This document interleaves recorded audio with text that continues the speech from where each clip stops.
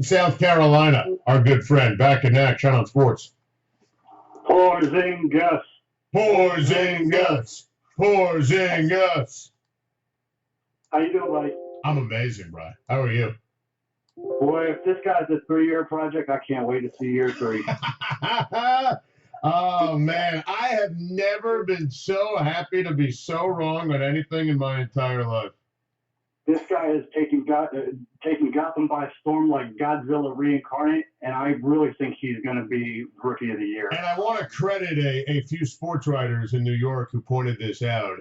And Mike Vaccaro had this, George Willis had this, where last night in the building, Patrick Ewing, who obviously is an assistant coach for Charlotte, Willis Reed was at the game, and Jeremy Lin was at the game. Now, two are obviously two of the greater players in the history of the Knicks. The other, obviously, Linsanity captured the attention of everybody and took New York and the NBA by storm. And they're all on hand last night to witness the zinger.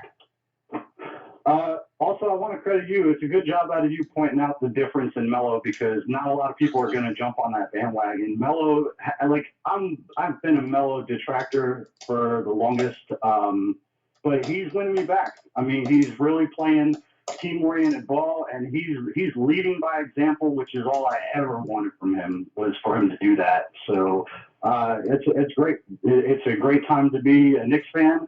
And if I had any position of concern right now, that position would be the position of head coach, because I'm not sure if Derek Fisher is up to task.